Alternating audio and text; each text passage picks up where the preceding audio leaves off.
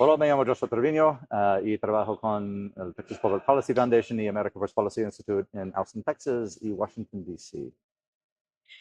Thank you, Josh. This is Joshua Treviño. And now, who is Joshua Treviño on a personal level? No sé. I work at two foundations, and so in Texas and in Washington, D.C. And as far as who I am a Mexican-American with deep roots in Texas, Mexican history, Spanish history, and also in Anglo history. So familially, I'm privileged to represent kind of the collision of the two great cultures of North America, Spanish and English. And I work for liberty in Texas, which is my first political love, but also in the United States, and I'm a great friend of Mexico as well. In a time when evil seems to advance and doing good feels increasingly costly, what gave you the strength to step forward instead of staying in the comfort of the ordinary?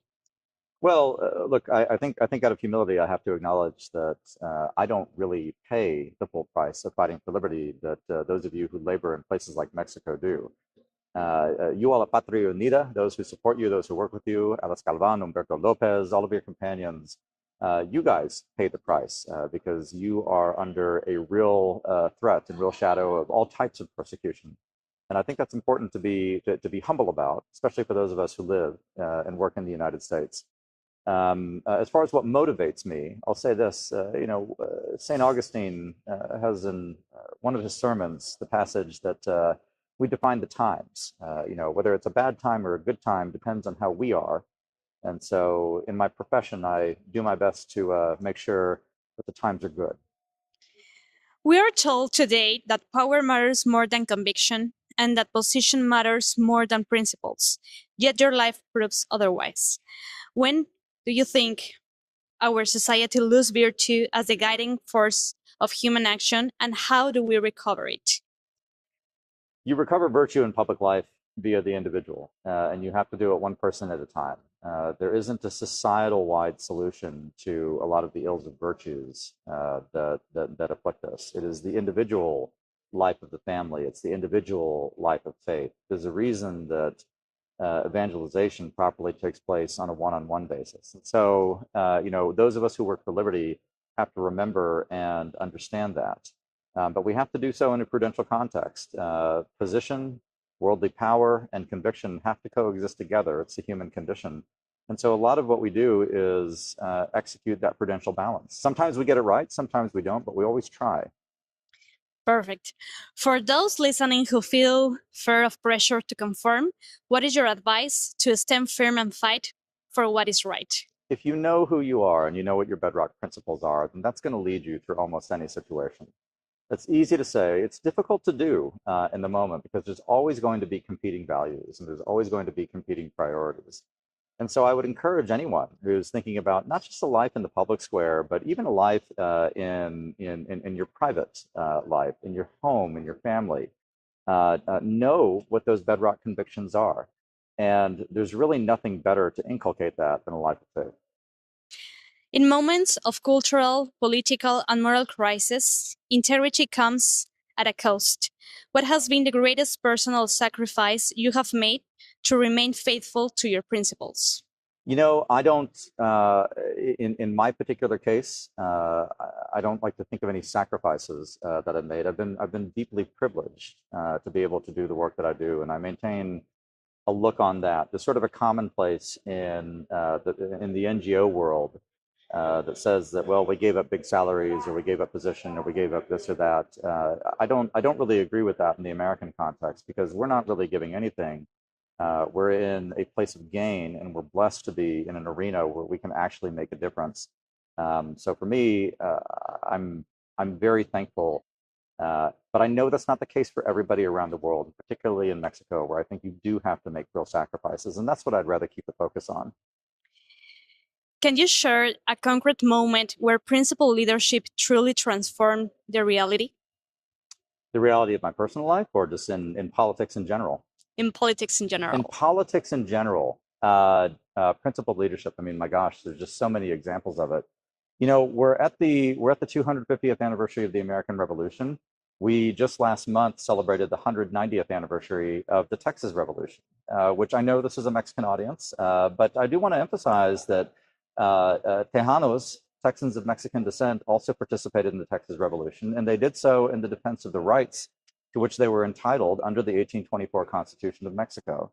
And so these individuals who faced absolutely overwhelming odds against a dictator who oppressed all Mexicans, not just Texans, really stood on principle in ways that from a calculus of material gain that they couldn't have been expected to, but they did it. Texas exists. It stands as an example of the nation, and I'm very grateful for what they did. If you could leave one conviction with ordinary people, those who don't see themselves as leaders, what would you tell them so they realize they too can do extraordinary things for their country?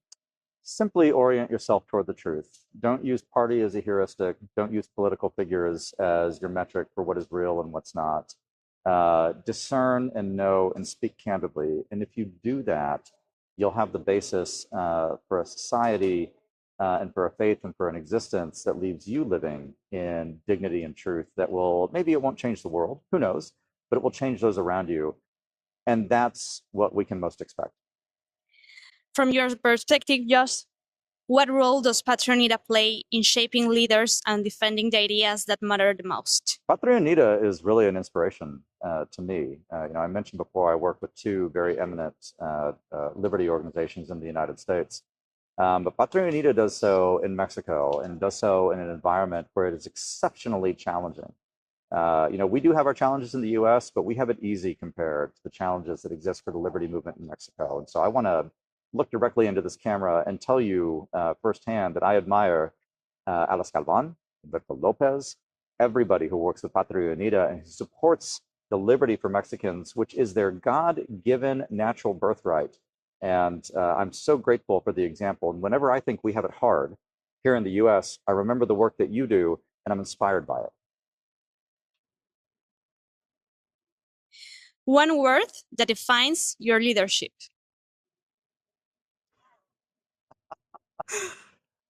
Solamente una palabra. Una palabra. Or three. My leadership, my personal leadership? Yes. Energía. What is politics to you? Politics sobre honor. If you could change one thing about politics, what would it be? Truth-telling, verdadero. What drives you to work for your civilization? Mis hijos. A cause you will never be willing to compromise on. Mi fe. When history remembers Joshua Treviño, how would you like to be remembered?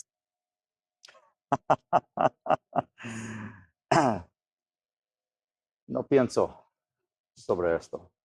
No es relevancia. Mi tema, mi trabajo es mi trabajo. Y es todo. What does Patria Unida mean to you at this moment in history? Inspiración. Pues muchas gracias por su atención y your company. I'm very grateful for it. Liberty is the common cause of all mankind, and it is, to steal a phrase from the American Civil War era, the cause of all nations. It's the cause of Texas, it's the cause of the United States. It's also the cause of Mexico, and I am so pleased with Patria Unida that there are Mexicans leading the way.